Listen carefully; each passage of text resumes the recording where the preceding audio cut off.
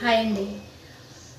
చూశారు కదా నా వెయిట్ 10 డేస్ కూడా కాదు, ఇవాళ 10th డే. అంటే 9 డేస్లో నేను ఆల్మోస్ట్ 2.5 kgs తగ్గాను.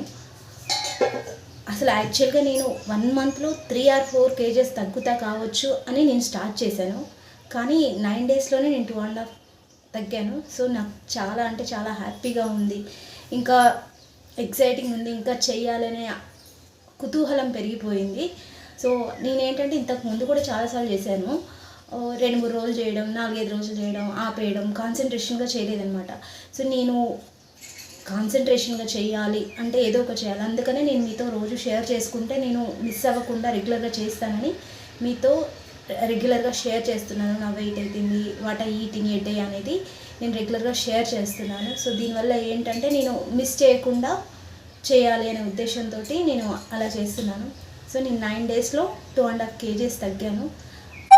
So happy, thank you. నన్ను ఫాలో అవ్వాలనుకున్నారు, ఫాలో అవ్వండి. నేను చాలా హెల్తీగా తగ్గాలని ఫిక్స్ అయిపోయాను.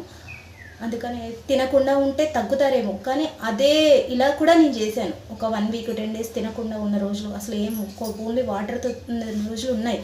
కానీ వితిన్ 2 daysలో మళ్ళీ వచ్చేదన్నమాట వెయిట్.